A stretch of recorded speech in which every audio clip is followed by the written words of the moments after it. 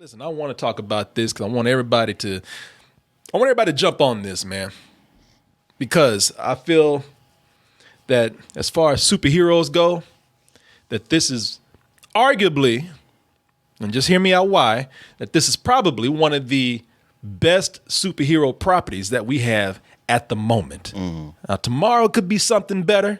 Next week it could be something greater. But as today, the way I feel, Martin, I feel, and I'm speaking from the bottom of my heart, Martin, and the bottom of my ass, that this is the best superhero property that we got.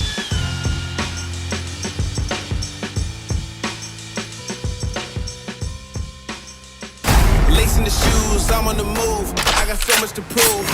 I think you'd be on most of the same page with me, Martin, when I'm talking about I think so. The boys.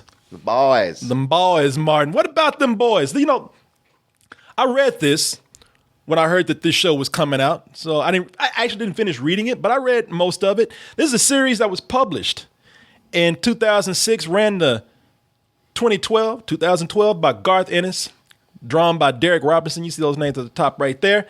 And, you know, this is, I love the concept here. It's nothing really new, but I think that as far as, you know, going in and getting the fine details of this premise together and the execution that you have when it comes to the show, that is, I think that you got something really good. Diabolical. They're all like that? All of them. Yeah, pardon my French, those fuckers. You know, that don't tell you everything right there that you need to know, but there is more details. I mean, you might be able to tell at this point. And when I said you got something good, I said you got something that's probably the most unique thing that we have right now when it comes to superheroes. Mm-hmm. As I said, it's not an idea that hasn't been touched before. Other comics have kind of gone to this idea of the superheroes being corporate, IPA almost. Yep. And here they take it to where they're more like celebrities, sports figures. There's a lot of commentary about celebrity culture right now. Oh yeah, yeah. Goes into this. But what Garth Ennis did do was, I mean, his unique spin was that, hey, it's about people who shut them down when they get out of control. Yeah, you know, and that's the thing. You know, this is nothing new. As I said, we've seen this before. This is this what they're doing here is what the movie Mystery Man wanted to be. Who will step forward? You again. Wanna be Go Pompeii on your butt. You know, it's not exactly the same. It does deal with the aspect of superheroes being corporate brands and properties, as you say. But as you mentioned, Martin, the thing is that because they do have corporate backing, it's not their superpowers that allow them to do everything. It's because they got all the money and the lawyers and pretty much the corporate power, the most powerful corporate power in the world, backing them up. And it gets to a point where they get corrupted and they abuse it. And that's where you have our title characters, the boys, come in, led by Butcher, played by, what's his name? Carl Urban, who they said, you know, we don't have superpowers. And we actually, the only thing that we got, we're fucking crazy. And we'll do whatever it takes. We're mad. We're angry. Yeah, we're psychotic. And we just don't give a. And we will do, and we're ruthless, and we will do anything to get the job done. I give a lot of the credit to them for what we have here, in this form, being the TV show, because it's an 8-episode Amazon TV show. You can binge it right now. I give a lot of now there's a lot of producers on this, but I give a lot of credit to Seth Rogen and Evan Goldberg.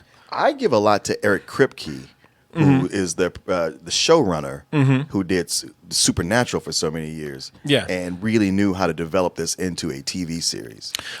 All of them together. I guess, you know, because I know the reason why I bring up Seth Rogen and Evan Goldberg is because they've already gone in and tackled some other properties by the writers here, Garth Ennis, when they did Preacher. Yeah. Preacher was an AMC show, so I guess they just taking all his shit. I'm like, what y'all gonna do next? Just be digging through his trash? Seth Rogen and Evan Goldberg presents Garth Ennis's play his grocery list.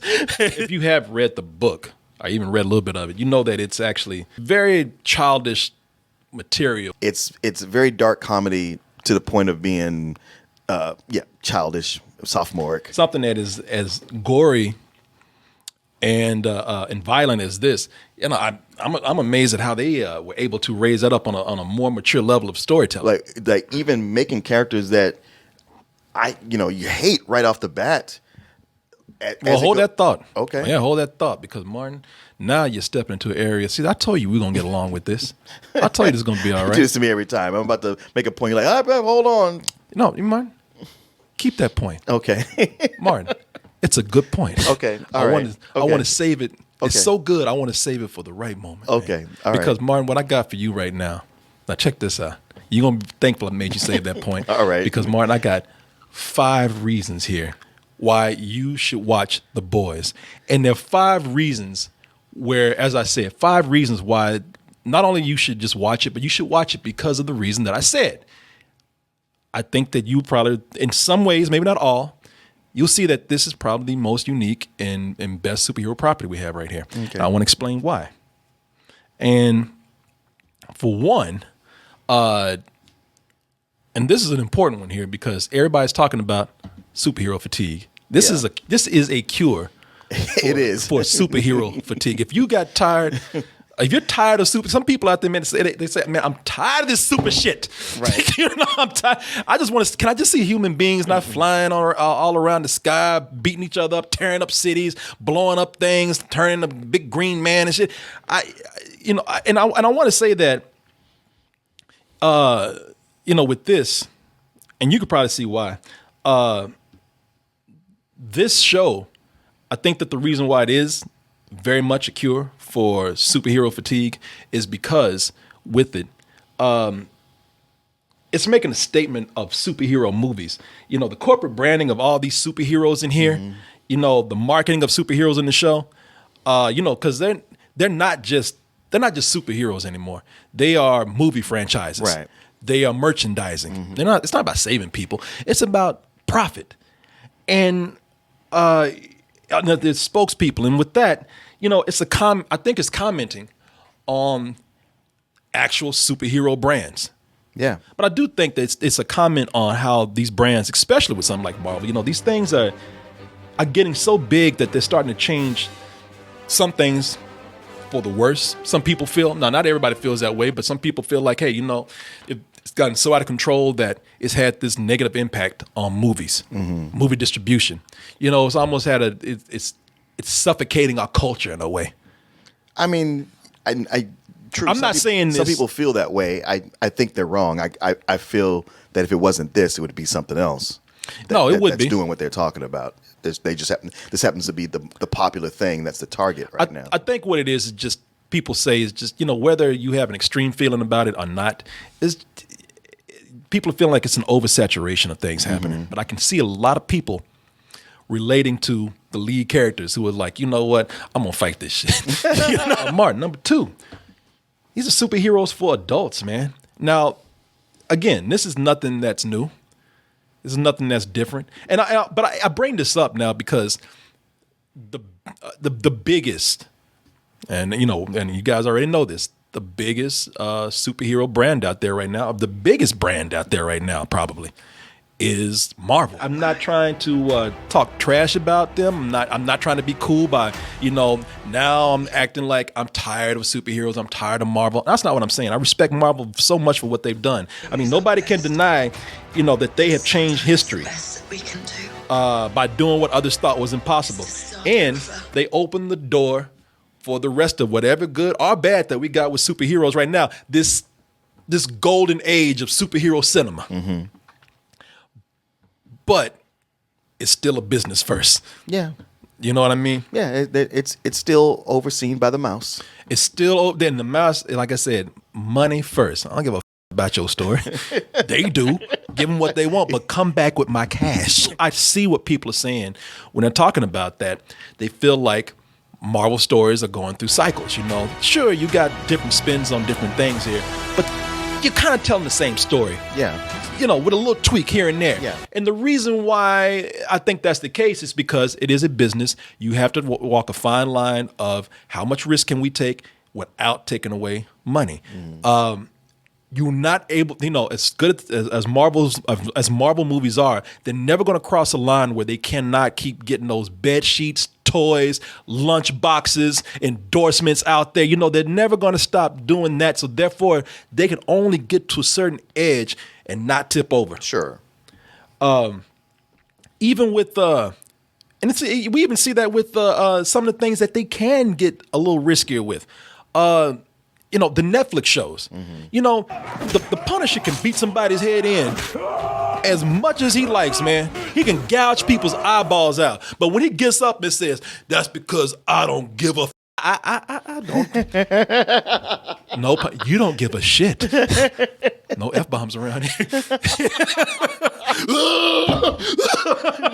You can get as bloody and gory as you want to with these, and you can't drop F-bombs in these shows. That's all. That's always been weird to me. DC is actually doing some cool stuff, man. Have you watched Doom Patrol? I only watched the first episode. Did you not like it? I wasn't that over the moon about it. I really liked it, and I liked it because I said, now this is what y'all should be doing. DC, they tried to do that dark thing, and much like Marvel, is like, okay, why y'all trying to do this dark shit? Yeah, this is not dark. You got to sell a doll. Yeah, this shit ain't dark. You ain't gonna get. There's only so much darkness you can get. It's dark light. Yeah, which is dark laughable.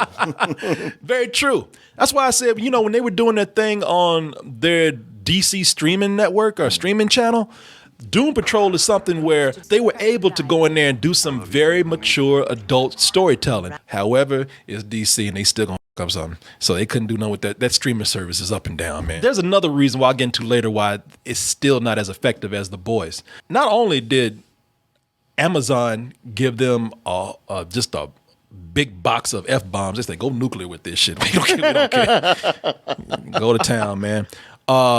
There's also a lot of sex and violence in here. And sometimes, and I got to see, sometimes it is very gratuitous. I'll admit that. They get a little too creative with it. Sometimes they have sex and violence, and sometimes they combine the two. There was one scene when they did that, and I was like, God damn, I did not need to see this shit. I can't even describe, what I'm saying? Yeah. But if you had to die, though, when you pick that way? No, I would not. Let me just say, it will make guys think twice before they yell out, "Hey, baby, sit on my face." Yeah, that's true. What I like about it is that they use that to actually tackle some real life issues. Oh yeah. There are some things that are going on in this show where they're able to handle things such as religious hypocrisy, which they just confront in this a lot. They just pretty much just flat out just say within a safe distance, religion is full of shit, But they were still fair about it. Yeah. What I thought the sex came in and was used effectively. I mean, first episode, and I'm talking about this in the best way. Don't take it the wrong way, but they are already trying to sexually assault somebody. Mm-hmm. And I was like, now this is what I'm talking about. This is actually cool, man. They're not using. They're tackling, all these people out here talking about feminism and girl power and all this kind of stuff, and just giving it kind of lip service or pandering or just showing a shot or whatever. This addresses it head on, and I don't think it could address it in the way it does if this was something that was PG-13 or something that was not able to cross certain boundaries. It's also interesting with that whole thing how it is in the comic, but it's kind of treated almost like a nasty joke. A joke, again, yeah. Yeah, and here, thankfully for the whole Me Too thing that's going on, that it was like, no, but how does this play right now? And let's actually walk through this. Not just touch on it, have a laugh, and then go on, but really stay with it. Yeah, the character of Starlight here, there's a thing where there's the sexual assault in the workplace. Yeah. Which is, again, a sexual assault of all type, no matter who it's done to, is terrible. But there was something really particularly bad about women in places that should have been safe, workplace. Yeah. And that's why it's just foul. And yeah, it really is, man. I mean, they kind of, they don't do it as a joke here, man. No. And the thing about that is there is no superhero property addressing this right now. But this team is really the Justice League. No, man, they're straight. There's just no getting around it. Man, they are straight up Martin. They ain't even trying to hide this shit. I know.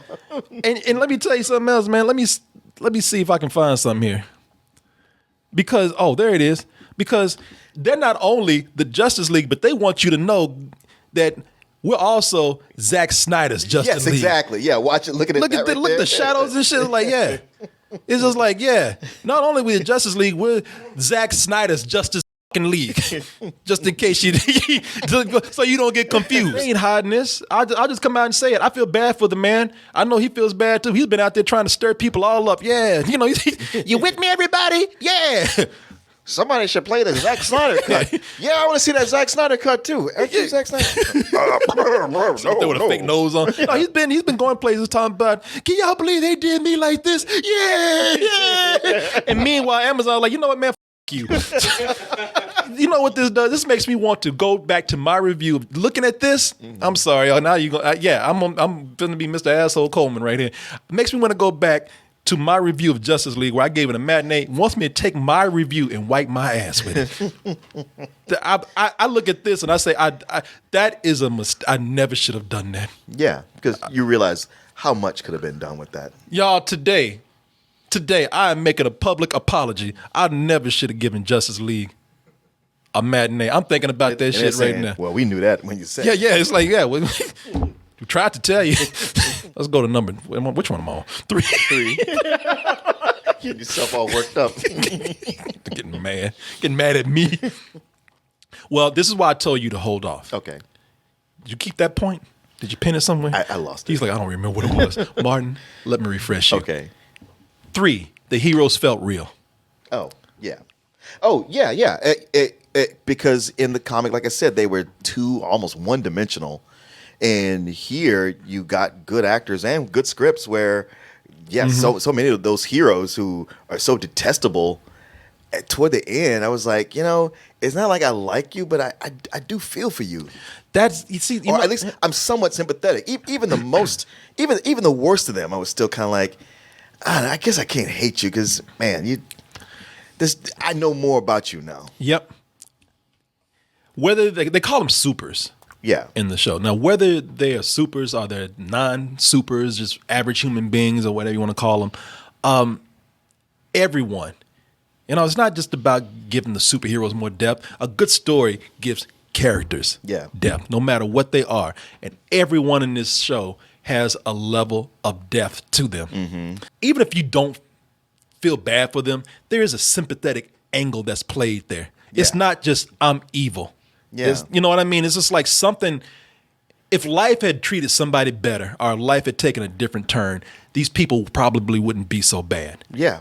Yeah. And I guess I said the script, and I really give it to the actors. Mm-hmm. The actor who plays Homelander, he for the longest time just seemed like a psychotic Superman. But then he had some scenes in some later episodes where I was like, man, this guy... He is acting his ass off. This is Anthony Starr, man. Anthony Starr is a guy. He's a New Zealand actor. He plays Homelander, which pretty much is Superman. Superman, yeah. Yeah. And what I like about it is that, again, it's a theme that people have played with before. After that whole frightening thought of what if Superman one day just said, I what am I doing? Yeah. I'm Superman. I can do whatever I want to do. I'm unstoppable. Mm-hmm. They play with that. But the thing is, there's a difference between playing with that idea and giving the character sympathy, which they do with Homelander here, or just turning the character into a complete monster. Uh-huh. Because that was the problem.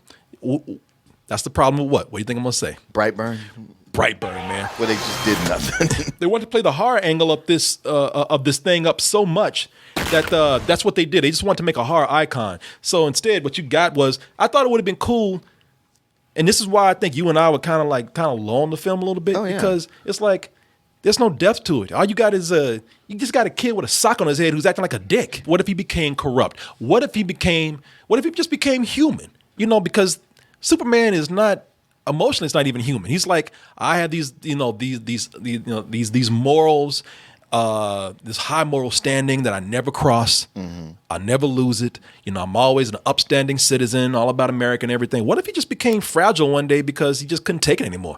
Well, that's what we kind of got here. We're talking about the supers here, but what I like about it is that and this is what I mean by there's depth there. Like, all the superheroes are not bad, and they're not all bad. Yeah, we're talking about we're talking about the worst, but not all of them are bad. Some of them actually have second thoughts about what they're doing. They have conscience. Same thing goes for our real so-called heroes right here, the ones trying to stop the supers. Like Carl Urban as Butcher, Billy Butcher. These good guys, so-called good guys, they do some of the most repulsive things in here, man. Sometimes out of necessity, and sometimes you're just like, man, you didn't have to do that shit. You did that because you like that. Oh yeah, I was gonna say no. I felt like I could think of something in particular. It's like, you didn't have to do that. Yeah, exactly. I was like, and I was disturbed by it, and I got mad. And when I calmed down, I was like, wait a minute, that's how I'm supposed to feel. He's not supposed to be good. Not all of them. I'm just saying people because I want to ruin anything for anybody. But it's like, because I look at some of these people and like you're hanging out with them, and it's like, these supers done some bad things, but I've seen more blood and death with you, the good guy. Yeah. And it's like, your ass is a little bit crazy too. And that brings me to number 4, with these characters feeling so real, having this depth to them, not everything having an easy answer. That led to the world feeling very real. World felt real to me at number 4. And, I think also the reason why for that is not only because of the characters, which are great, but there's a lot of political and corporate corruption in this. And, when watching that, listen, there's no shortage of that in real life. No. And in this day and time, that even made this feel more relatable. It's still and I tell you, one of the, it soon became obvious that this is more of a science fiction story than it is a superhero story. And I won't tell you why, but the more you watch this, you start to realize, okay, the heroes here, even though they got these extraordinary powers, there's effects in here and whatnot that make them look larger than life. They feel a little more grounded than usual because none of them are magic. None of this is doing anything cosmic. These people have powers that can be explained by scientific, granted movie science, but still they when you have that, it just makes everything. They're able to explain everything that happens here without having to rely on, well, why did that happen? Well, time travel, or well, it's magic you wouldn't understand. Yeah. What really makes this work right now and why it is, we said a lot of things, some very important things, but one of the most relieving things that I feel makes this one of the best, if not the best superhero property out at this moment as we speak, it's doing its own thing. How do you mean? What I mean, Martin, if more properties, especially superhero stuff, if they were just happy with having a world, not a universe. Oh, everyone got to have a universe, Martin. Well, it's okay to have one that has a universe. Yeah, because they had little worlds, but that were built into a universe, much like our own universe. Yeah, Martin, but everybody else doesn't need to feel like they can do that. Yeah, what I'm saying, just be satisfied in your little world and do your thing. Everybody's trying to force a universe. You're not looking at this and you don't see hints to other things, Easter eggs to other things. You're not seeing a spinoff at this moment being done. There's no other show that this has to rely on for you to understand and get it. This is telling its own story right now and not concentrating. There's no corporate figure coming in here and saying, well, this looks like it's successful. Now we got to spin off the Starbright saga or something. Are the adventures of Huey and Butcher. I don't. You got to scratch this one off. Why? Because it's only been the one show so far. I will scratch it off later if they do it. I would gladly come back. I'll edit some shit in. Scratch that shit. Because this is going to be really popular. And Amazon's going to be like, wow, that's awesome. What else can we do? Martin, I'm hoping that if I say it now, they'll listen. And there are some offshoots and one-shots from the Boys series. From the series, but I'm hoping that with this, because I don't mind this. Listen, the books ran long. This looks like it's probably going to run long. They're doing another season. Yeah. Already been ordered. Yeah. So that's fine. I don't mind this going on for seasons, but let's not get distracted because now you're forcing. Now, when they do it, I would say you, but at this moment right now, I'm very happy that I hope, and you do too. You hope. I hope. I got to be honest. Jake and I were talking about this earlier. How man, these 8 episode seasons, these are the best. Ooh. That's the sweet spot right there. Didn't that feel good? Oh, it felt good. I know some show I watched, it was 6 episodes. Oh, it was The Bodyguard. I was like, wow, only 6. But 8, like with the last Stranger Things was 8, and this is 8. Gotta be honest, when I hit that last episode, I was like, damn it, I just want 2 more. Stranger Things was 10, I think. Not the 3rd season. The 3rd, I think maybe they didn't. I thought they went over 8.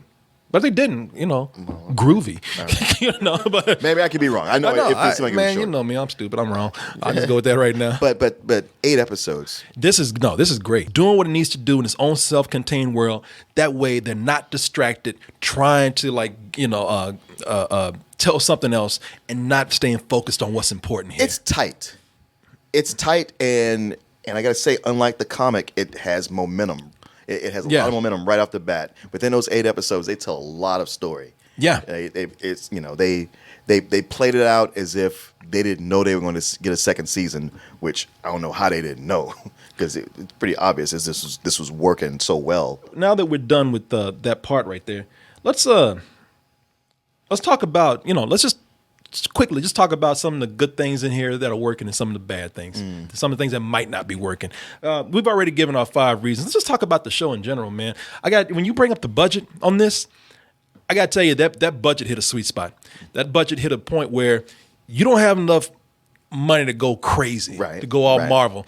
But it's not like the Netflix shows with Marvel where they didn't have any money to make people start flying and blowing all that kind of stuff. What they did was they did enough to make these superheroes do really superhero stuff.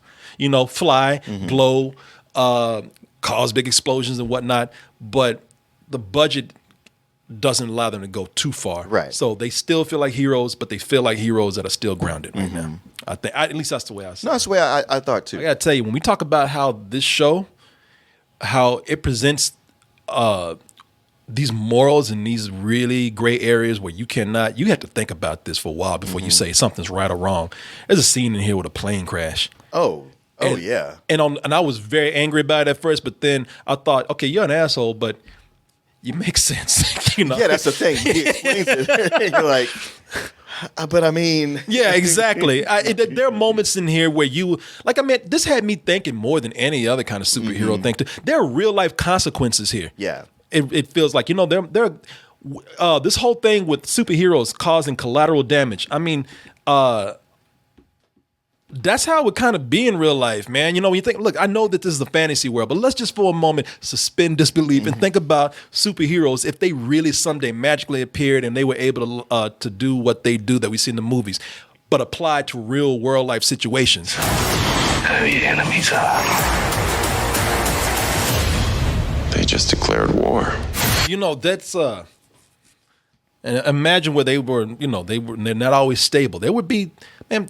This is what pissed me off about something like the superhero movies that we have now, whether it be DC or Marvel. And this has been a big complaint. They only retroactively go in and address the destruction that they do when audiences call them on it. Yeah. This whole series addresses what people have been asking about for years, what they've been saying for years. What about when they go out and they just yeah, they're saving the world, but they're just doing it any which way they want to. And maybe they can't help it, maybe they can. But where's the collateral damage? Sure. Where with lives, where are people dying? Where are people being maimed by this? Well, that was one of the whole things with Tony Stark and his Sokovia Accords. Like, we got to sign this. It's like, you can sign that all you want. There's gonna be people gonna die from what you do. Yeah. This piece of paper don't mean shit. Shit, if they ain't doing it, Tony Stark is shitting out villains. Exactly. Because he fired somebody or ignored someone. Yeah, made somebody go broke. Yeah, exactly. Didn't tip the Uber driver. This shit. Turn his car into a suit of armor and get you Tony Stark. I am the driver. Damn, man. Now look what you've done again. But there was one storyline in here that I was not crazy about. Oh. And the reason why is because I felt like, okay, this is the one where everything is kind of treated as a joke, and some of the jokes are not fitting the tone of the humor that we have here. The Deep. Oh, really? Chase Crawford. I like the character because that character is a heinous character, and even then I felt like, geez, I don't feel sorry for the guy, but damn, Yeah, but he's going through some rough times. He's going through some rough times. I mean, he seems like he's on a high level when the show first starts.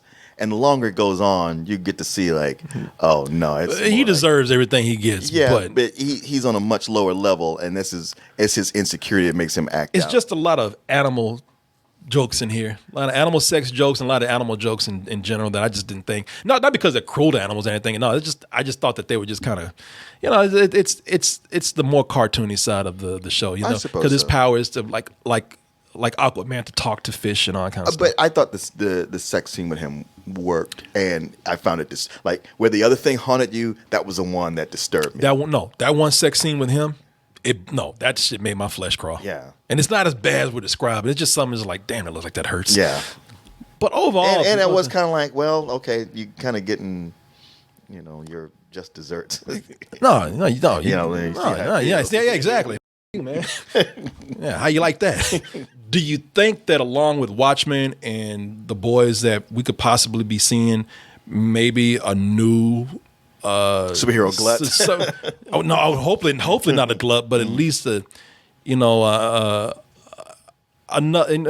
more movies of this or shows of this type coming out where it's not about the effects and the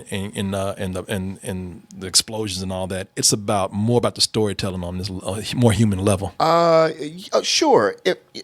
All it takes is for both of these properties to be popular, for a lot more of them to get green lighted. It's just the way the cycle goes with mature superhero properties is that somebody will do 2, 3, or 4 or 5 come out that are really good. And so that's when the Hollywood brain kicks in and says, oh, we want more of that. Yeah. So it takes a while. And by the time they come out, you realize like, oh, they got the wrong message from this. Yeah. Exactly. You got the early days of Image Comics where everything had to be dark, but it was really on a high school level. Yeah. No, I hear you. It gets to the point where people love this and like, man, this is smart. This is what I want. I want something that's going to give me, something to think about. Then it'll get to a cycle where people be like, you know what, man, why are you making me think all the time? Just blow some shit up. Yeah, can I? What happened to the comics being comical? Yeah. I want them to be fun. What happened to the day they just used to save people? Thanks for watching, everybody. I appreciate it. Hit the subscribe button. Hit notifications so you know when we're coming. And also, check out our main site, doubletoasted.com. Over there, you'll find the long version of this video, along with the live streams we do almost every night of the week.